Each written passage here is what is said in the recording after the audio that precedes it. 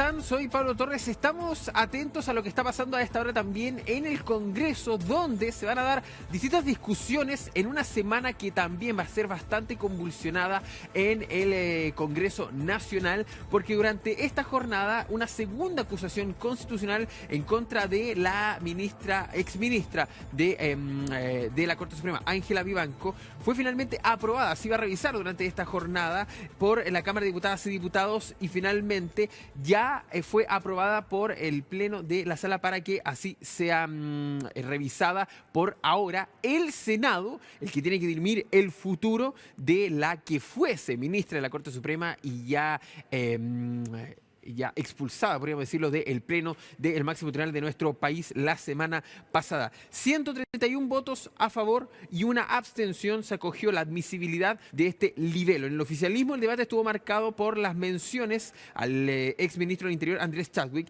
mientras que la oposición dejó en claro que, pese a que votaría favorablemente, el escrito presenta un error de causal y desprolijidad de redacción, tales como las alusiones a personas externas a la acusación constitucional, y que era lo que la defensa de Ángela Vivanco iba a apelar justamente durante esta jornada. Por ejemplo, el diputado Johannes Kaiser argumentó el voto a favor de la acusación en razón de que ya se hizo una vez en el libelo de Chile Vamos, justamente. Y él lo calificó incluso como el día de la marmota de las acusaciones constitucionales, porque nuevamente se pasa al Senado un segundo libelo. Esto es aquí el concepto de economía procesal. Parece que no se conoce, dijo justamente dentro de su alocución. Ante los planteamientos de la acusación constitucional, que responde a las mismas motivaciones de la ya aprobada la semana pasada, el diputado Luis Cuello precisó que no hay tal cosa juzgada, pues él considera que no es la misma acusación votada el jueves pasado. Incluso esta es solo a la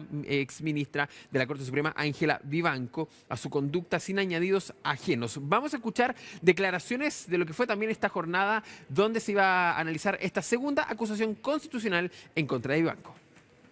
Esta es una acusación que evidentemente tiene problemas graves de forma y de fondo, y además que ya fue aprobada una acusación constitucional. Nosotros tenemos una reunión de bancada a las 2 de la tarde precisamente para tomar una postura definitiva, pero que nosotros hemos dicho desde el día 1 que queremos avanzar en la destitución de Ángela Vivanco. Por eso presentamos y aprobamos la destitución la semana pasada, pero al mismo tiempo nos enfrentamos frente a un proceso que en este caso tiene graves problemas de forma y de fondo. Y eso es precisamente lo que vamos a estudiar el día de hoy, y dependerá también si es que desde la defensa de la ministra se presenta o no la cuestión previa.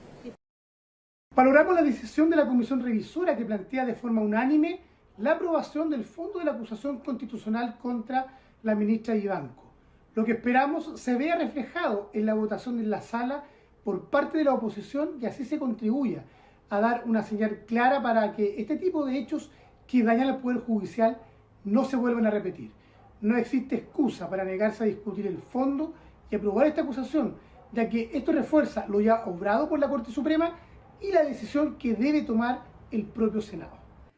Incluso ahí escuchaban al diputado Daniel Melo, quien es uno de los firmantes dentro de esta acusación constitucional, y que él dijo justamente también en su alocución que es imposible separar esta acusación constitucional de toda la trama que está detrás del caso Hermosilla y del caso Audios, apelando justamente a que debía tener un voto favorable, porque si no iba a haber un cuestionamiento a las acciones de parte del poder legislativo en la que es la fiscalización de los otros poderes del Estado. Por eso mismo es que incluso tal vez ahí se puede entender la votación a favor, entendiendo que había problemas de forma, algunos incluso problemas de fondo en esta acusación constitucional que ahora avanza justamente a el Senado. E incluso durante esta jornada también iba a sesionar una comisión revisora, pero esta vez en el Senado, para ver la acusación constitucional en contra del ministro Muñoz y en contra de Ángela Vivanco. Acusaciones que tienen 2 capítulos cada una. Ahí hay un tema bastante particular, porque el Senado va a revisarlas, además, en cuanto a lo que es mañana, va a hacer una revisión de ambos capítulos, pero cada uno de los ministros. Es decir, se van a hacer 4 revisiones, 4 locuciones que pueden hacer cada uno de los parlamentarios del Senado para justificar su votación, refiriéndose uno por uno, porque se va a votar capítulo por capítulo, que son 2 finalmente.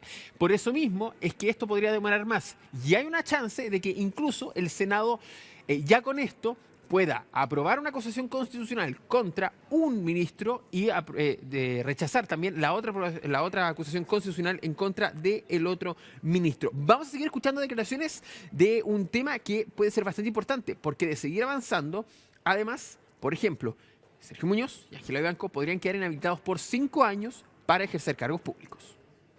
Difícilmente la bancada demócrata votaría de manera distinta como lo hizo en la anterior acusación contra los Supremos.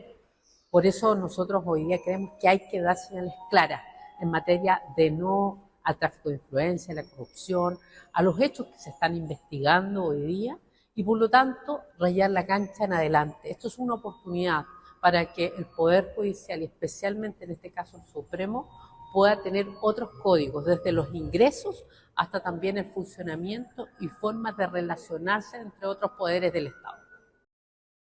Hemos resuelto, como comités del Senado, resolver las 2 acusaciones por separado, como corresponde de acuerdo a los principios del debido proceso, que se van a ver en sesiones separadas por estricto orden alfabético. Se va a hacer una relación por separado por parte del secretario de cada uno de los casos, luego la formalización de los diputados acusadores, la defensa de los ministros acusados a través de sus abogados, la réplica y la dúplica. Ello va a tener lugar en las sesiones del martes en la mañana y martes en la tarde, y el día miércoles se va a votar. En la sesión de la mañana, el caso, la acusación del ministro Muñoz, y el miércoles en la tarde, la acusación contra la ministra Vivanco.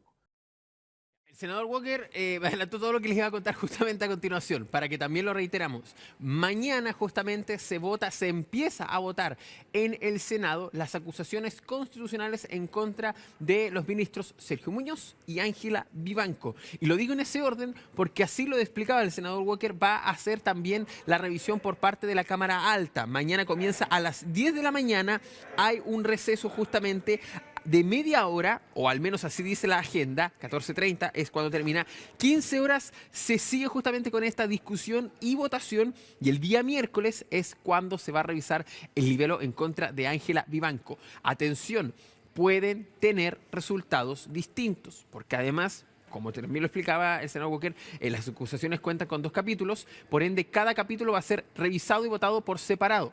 Primero con Sergio Muñoz, luego con Ángela Vivanco. O sea, van a ser 4 votaciones en total las que haga el Senado para dirimir qué pasa con estos libelos en contra del ministro de la Corte Suprema y la exministra de la Corte Suprema. Y en una noticia que también ha captado la atención durante estos últimos días, ayer y también durante esta jornada de día lunes, porque ha tenido reacciones, es lo que pasa con la ex alcaldesa de Maipú, Katy Barriga, quien recordemos además está siendo investigada por la justicia